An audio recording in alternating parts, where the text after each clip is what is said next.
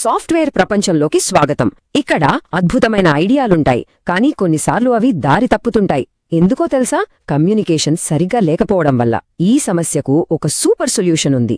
అదే behaviour driven development, షార్ట్గా BDD. రండి, ఈరోజు మనం ఈ BDD అనేది టీమ్స్కి ఎలా ఒక సక్సెస్ స్క్రిప్ట్లా పనిచేస్తుందో తెలుసుకుందాం. ఓకే, ఈరోజు మన ప్రయాణం ఎలా ఉండబోతోందో చూద్దాం. ఫస్ట్, ప్రాజెక్టులలో అసలు సమస్య ఎక్కడొస్తుందో చూస్తాం. తర్వాత BDD అనే మ్యాజిక్ గురించి తెలుసుకుంటాం. ఆ తర్వాత ఆ స్క్రిప్ట్ ఎలా రాయాలి, దాని రూల్స్ ఏంటి, మరి చివరగా అది ఎందుకంత ఇంపార్టెంటో చూసేద్దాం. రెడీనా? సరే, మొదలు పెడదామా? ఫస్ట్, ప్రతి సాఫ్ట్వేర్ టీం ఫేస్ చేసే ఒక పెద్ద ఛాలెంజ్ గురించి మాట్లాడుకుందాం. అదే కమ్యూనికేషన్ గ్యాప్. ఇది ఎప్పుడైనా ఆలోచించారా? ఒక సూపర్ ఐడియా పేపర్ మీద అద్భుతంగా ఉంటుంది, కానీ అది ప్రాడక్ట్గా మారేసరికి ఎక్కడో తేడా కొడుతుంది. ఎందుకంటే బిజినెస్ టీం చెప్పేది ఒకటి, టెక్ టీం అర్థం చేసుకునేది ఇంకొకటి. ఈ అనువాదంలోనే అసలు సమస్య మొదలవుతుంది. ఈ గ్యాప్ వల్ల ఏమవుతుందంటే చిన్న చిన్న మిస్అండర్స్టాండింగ్స్ మొదలవుతాయి.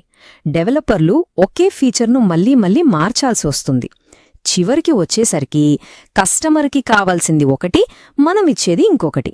టైం వేస్ట్, డబ్బులు వేస్ట్, అందరి ఎఫర్ట్ కూడా వేస్ట్. మరి ఈ గ్యాప్ని ఫిల్ చేయడానికి ఏదైనా బ్రిడ్జ్ ఉందా? ఎస్, ఖచ్చితంగా ఉంది.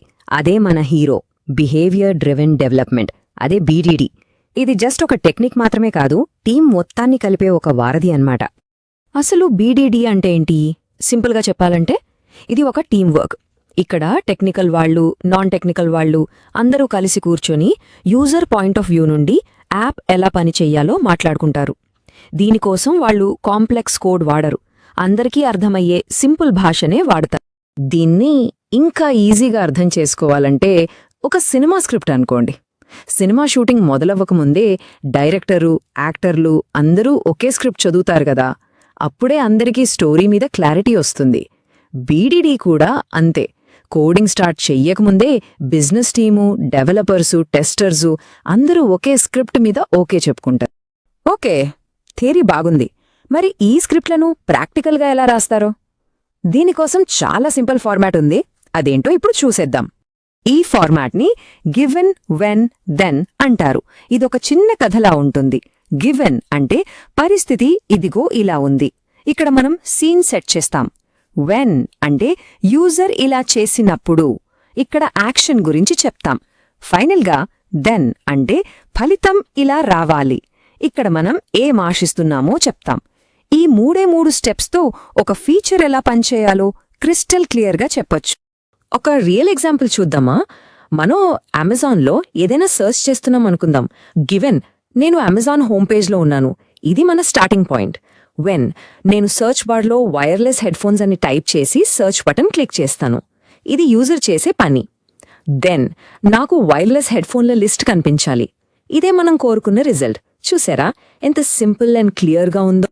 గివెన్, వెన్, దెన్ మాత్రమే కాదు, మన పనిని ఇంకా ఈజీ చేయడానికి కొన్ని హెల్పింగ్ వర్డ్స్ కూడా ఉన్నాయి. అండ్ లేదా బట్ లాంటివి. ఇవి ఒక స్టెప్ని కంటిన్యూ చేయడానికి హెల్ప్ చేస్తాయి. అలాగే బ్యాక్గ్రౌండ్ అని ఇంకోటుంది. ఇది అన్ని సినారియోస్లో కామన్గా ఉండే స్టెప్స్ని సెట్ చేయడానికి యూజ్ అవుతుంది. ఈ పదాలన్నీ మన స్క్రిప్ట్ని ఇంకా నీట్గా చదవడానికి ఈజీగా మారుస్తాయి.